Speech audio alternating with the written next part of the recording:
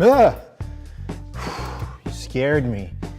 Hey guys, I'm Ryo, and this is another episode of Gear Guide, made in conjunction with the good folks at White's Interactive. And today, we're going to be talking about the Jib Arm.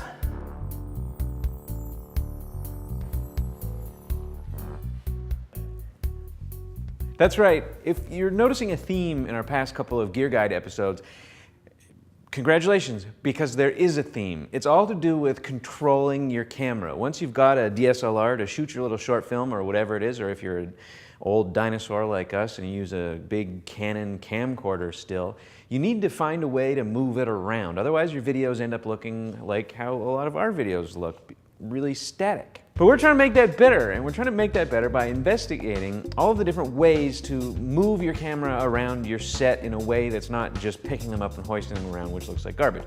We talked about the fig rig, which is something that uses the mechanical advantage to turn, jittery handheld camera movements into smooth 24-ish type camera movements. And this is something on an altogether different level. This is a jib arm, which is a standard traditional piece of filmmaking technology that also uses the idea of mechanical advantage. This is basically a lever with one camera at the far end, and on the short end, nearer to the fulcrum, you have a bunch of weights to offset that amount of weight, the weight of the camera and the head at that end. And they should be more or less balanced, which means that you can move the thing up and down with not much energy. This camera and head probably weighs 25 pounds altogether, but I can move it up or down smoothly with one finger because of the mechanical advantage that a jib arm confers. That means we're able to do cool top to bottom, high to low shots like the one that we did to open this video, and that's something that jib arms can provide.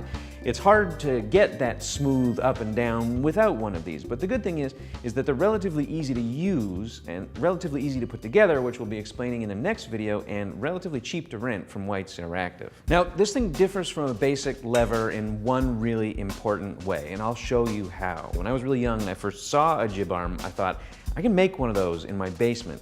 But it's way harder than that because of one really clever piece of engineering. And I want you to come over here and look at what I'm talking about.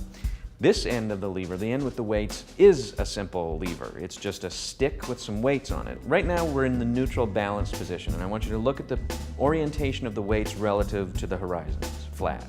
And as we go up, look what happens to the orientation of the weights relative to the horizon. Imagine if your camera was on there.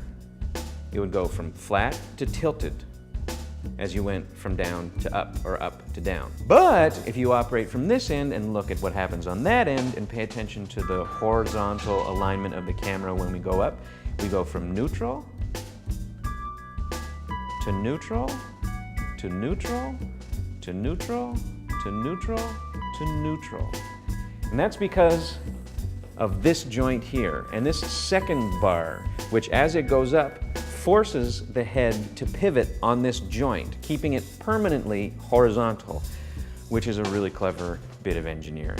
These things are really simple, but they can get really, really complicated if you want, and if you want to spend a bunch of money. Obviously, they present kind of issues for operators in that if you have somebody here, as I was, shooting at the camera head, it's hard for anybody else to see what I'm seeing. And it's hard for me to control the focus from up here. So what a lot of people do when they do serious kind of big budget shoots is they get all kinds of remote control heads and an external monitor so that you can sit in a chair and see the footage, and then one person will actually be controlling the jib arm, putting it up and down, and someone will be sitting there with remote control knobs changing the focus and the direction of the camera. We don't have that much money today, and we just want to talk about the jib arm anyways. But you can still do really, really cool stuff if you're careful about focus and paying attention to what you're actually shooting. So tune into our next video, and we're actually going to build this thing out of chunks from the case it comes in, show you what's in the box, how to put it all together, and the rudiments of how to use it.